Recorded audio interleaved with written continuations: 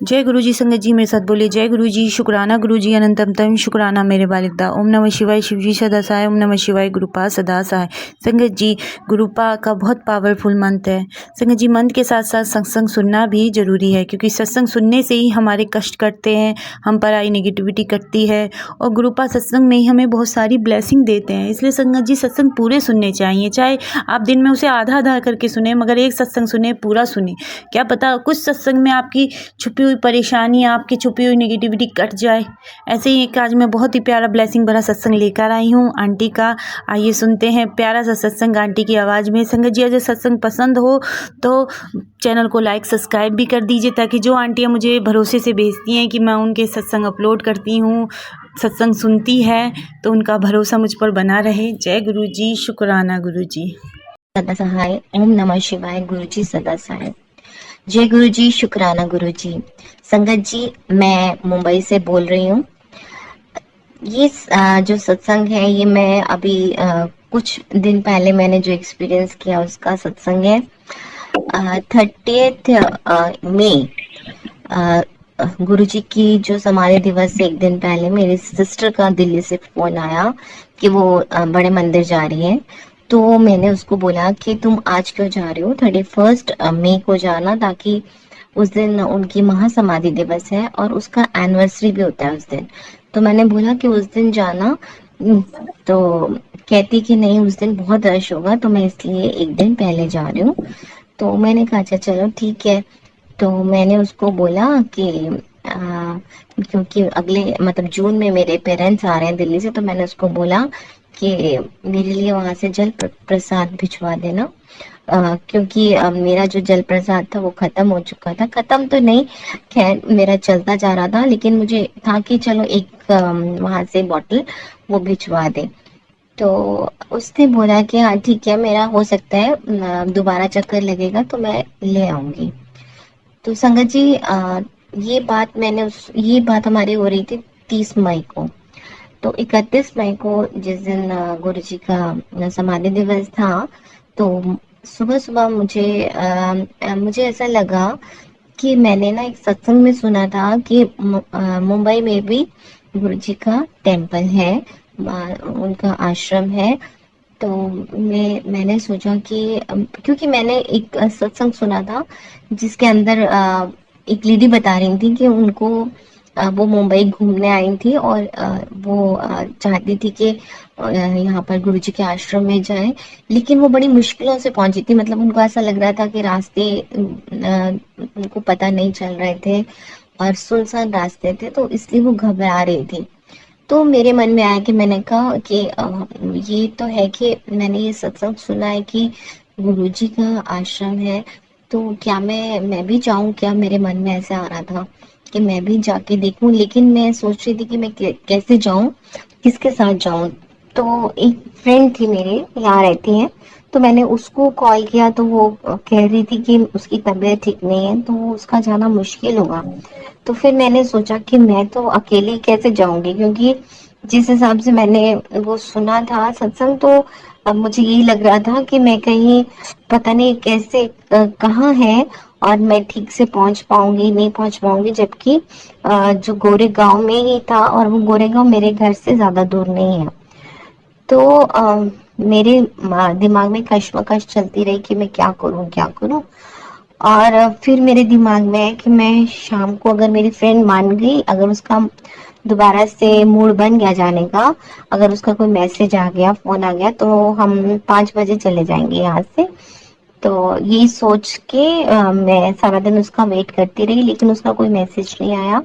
तो फिर मेरे दिमाग में आया कि शायद ना मेरे को गुरुजी ने बुलाया नहीं है, तो इसलिए फिर मैंने अपना दिमाग पता नहीं मेरा चलता ही जा रहा था। तो मैं सो गई दोपहर को और फिर 5 बजे मेरी अचानक नींद खुली। तो मैंने गुरुजी को बोला, गुरुजी अगर आपने ना मुझे बुलाना है ना, तो आप ना मुझे खुद ही लेने आना। मेरे को समझ नहीं आ रहा मैं कैसे जाऊं अकेले। तो अगर आप मुझे खुद लेने आओगे ना तो फिर मैं आ जाऊंगी। ऐसे मैंने सोचा, और ये मैं सोच ही रही थी, 5 बजे की बात है। और 5:15 बजे मैं एकदम मैंने माइंड सेट कर लिया कि मैं अकेली चली जाऊंगी। तो मैंने अपने हस्बैंड को बोला कि आप ना प्लीज वो कर दो, कैब बुक कर दो, ताकि मैं चली जाऊँ, मैं खुद ही अकेले चली जाती हूँ। तो उन्होंने ना कैब बुक कर दिया। तो कैब बुक कर दिया तो मैं रेडी हो गई, और मैं जैसे ही जाने लगी तो मैं मतलब अपने घर से निकली, कैब में जैसे ही बैठी तो मैंने देखा जो कैब का जो नंबर था टैक्सी का, उसके पीछे 777 था। तो मेरे को एकदम एकदम हुआ कि अरे ये तो फिर मतलब गुरुजी बुला ही रहे हैं, क्योंकि 77 इस गाड़ी का नंबर है, और मैंने कई सत्संग में सुना था, और कई बार मुझे पता चलता है कि वो जो 777 वो उनकी ब्लेसिंग्स होती है। इसका मतलब मुझे ऐसा लग रहा था कि वो मुझे कह रहे हैं कि मैं आ गया हूँ लेने। तो मैं उस टैक्सी में, कैब में बैठ गई। तो मैं जैसे, क्योंकि मैं पास में जोगेश्वरी में ही रहती हूँ, उससे ज्यादा दूर नहीं गोरेगांव। तो लेकिन मुझे अभी कुछ उसका आइडिया नहीं है आसपास का कि क्या है, क्योंकि मैं इस साइड में नहीं आई हूँ, मैंने शिफ्ट अभी किया था। तो मैं टैक्सी वाला भी अपना जो उसका जीपीएस था उससे देखते हुए जा रहा था। तो जैसे वो हमारे घर से निकला तो वो एक ऐसे रास्ते में चला गया जहाँ पूरा जंगल था। तो मतलब उस साइड जहाँ जो रास्ता दिखा रहा था वो पूरा जंगल से होता हुआ जा रहा था। तो मेरे दिमाग में थोड़ा सा हुआ कि मतलब ये रास्ते कैसे हैं, यहाँ तो पूरा जंगल है और मैं अकेली जा रही थी। तो काफी दूर तक रास्ते भी अच्छे नहीं थे, खराब रास्तों से होते होते होते होते तो जहाँ पर वो टैक्सी वाले को भी नहीं आइडिया था। तो जो जैसे जैसे वो मैप दिखा रहा था वैसे वैसे हम चलते जा रहे थे। तो रास्ते बड़े खराब से थे और पूरा जंगल वाला एरिया था। तो शाम का टाइम भी था, तो कोई आइडिया नहीं उस जगह का। उसके बाद वो जो टैक्सी वाला था, कैब वाला, वो एक सोसाइटी के अंदर मतलब जो डेस्टिनेशन थी वो एक सोसाइटी में चली गई हमारी। तो मैंने कहा यहाँ तो कुछ नहीं लग रहा, यहाँ पर तो कोई गुरुजी का मंदिर मुझे नजर नहीं आ रहा। तो वहां पर एक लेडी से पूछा तो उसने बोला कि यहाँ पर नहीं है, आप थोड़ा और इस साइड जाओगे नीचे की साइड तो वहां पर होगा, वहां पर है गुरुजी का मंदिर। तो फिर मैंने कैब वाले को बोला कि चलो भैया वापस चलो, यहाँ पर तो नहीं है। तो फिर वो कैब वाला भी को समझ नहीं आ रहा था कि कहाँ पर है, क्योंकि डेस्टिनेशन वही दिखा रहा था। फिर उसके बाद हम फिर रोड से, जो खराब रोड से होते होते तो हम जा रहे थे, बस अभी निकले ही थे तो रास्ते में रोड के साइड पे 4 5 6 लोग बैठे हुए थे। वो ऐसे लग रहा था जैसे 3 4 जिसमें लेडीज थी और 1 2 जेंट्स थे, बिहार बिहार के लग रहे थे, ऐसा लग रहा था मुझे। तो वो बैठे हुए थे ऐसे ही। तो मैं टैक्सी वाले ने बोला कि इनसे पता कर लेते हैं कि कहाँ पर मंदिर है। तो उसमें से एक लेडी बोली कि ना आप इधर चले जाओ, इधर मतलब उसने कोई और डायरेक्शन बताई, और जो एक आदमी था उसने कोई और डायरेक्शन बताई। तो हमें समझ में नहीं आया। तो वो जो आदमी था वो कहता रुको मैं आपके साथ जाऊंगा, मैं चलता हूँ आपके साथ, और मैं आपकी कैब में बैठता हूँ और मैं आपको छोड़ के आऊंगा। तो वो, मैं और ड्राइवर हम देख रहे थे कि क्या करें। तो वो आराम से उसने अपना टैक्सी खोल के कहता मैं आपको छोड़ के आऊंगा, आपको घबराने की कोई बात नहीं। तो उसके बाद वो टैक्सी में बैठा और वो कहता यहाँ से 4 5 किलोमीटर, आपको 3 4 किलोमीटर का दूर है यहाँ से। तो मैं ना उसको बोल रही हूँ, मैंने कहा आप कैसे आओगे वापस, आप तो यहाँ पर सबको छोड़ के जा रहे हो, आप मुझे यहाँ पर टैक्सी में लेके जा रहे हो और आप वापस कैसे आओगे। कहता आप मेरी चिंता बिल्कुल नहीं करो, मैं आपको छोड़ के आऊंगा, और यहाँ पर बहुत लोग आते हैं, दूर दूर से आते हैं। उसने मुझे ऐसे बताया। तो मेरे मन में आया कि ये तो गुरुजी को मैं बोल रही थी, गुरुजी आप ही मुझे लेने आना, और ये तो सच में गुरुजी ही मुझे लेके जा रहे हैं, ये मुझे दिखाते जा रहे हैं कि यहाँ नहीं हुआ। और वो कैब वाले भैया को भी बोल रहे थे कि मैं आपको बताऊंगा कि आपको कहाँ से वापस वापस निकलना है। तो वो हमें आश्रम तक छोड़ने गए और वहां पर छोड़ा, और उसके बाद मैं बाहर निकली। मैंने कहा अब आप कैसे जाओगे वापस।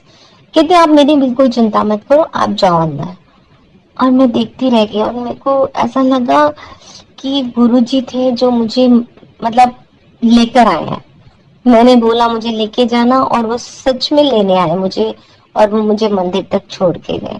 गंगा जी मुझे बड़ा अच्छा लगा और मैं पहली बार वहां गई थी और वहां पर जाके इतना अच्छा फीलिंग थी कि मैं इससे पहले 2 बार बड़े मंदिर गई हूँ, तो ये मेरा थर्ड टाइम था कि मैं ऐसे गुरु जी के टेम्पल गई। तो वहां पर जाके मतलब और ही डिफरेंट था एकदम, बहुत अच्छी फीलिंग हो रही थी वहां जाके। तो जैसे वहां बैठे तो वहां पर शरबत वगैरह मिला, उसके बाद जल प्रसाद मिला और वहाँ जो जो लोग थे वो भी बड़ा आराम से अपना डिसिप्लिन से हर चीज हो रही थी, कोई रश नहीं, रश भी था लेकिन बहुत ऑर्गेनाइज्ड था। फिर मैं गई अंदर जाके तो ऐसा लग रहा था जैसे मैं स्वर्ग में आ गई हूँ। इतना अच्छा लग रहा था, इतना अच्छा लग रहा था कि मतलब मन ही नहीं कर रहा था कि वहां से उठे। पर वहां पर हम थोड़ी देर बैठे अंदर और उसके बाद बाहर आके चाय प्रसाद, समोसा प्रसाद ये सब मिला। और उसके बाद जैसे ही जाने लगे तो हमें पैक्ड जो था लंगर मिला। तो मेरे को इतना अच्छा लगा कि एटलीस्ट मैं अकेली आई हूँ, मेरे हस्बैंड घर पे, बच्चा घर पे, तो वो लोग भी एक लंगर प्रसाद उनको भी मिल जाएगा। तो ये पैक्ड मिला है, तो मुझे बड़ा अच्छा लगा कि चलो इसको लेके घर जाके हम सब इकट्ठे होके खाएंगे। तो बस वहां से फिर मैं वापस आई तो हम सबने लंगर प्रसाद खाया जो कि बहुत स्वाद था, बहुत स्वाद था। तो ऐसे मेरे दर्शन उस दिन हुए और मुझे पता चला कि यहाँ पर भी है गुरु जी का मंदिर। तो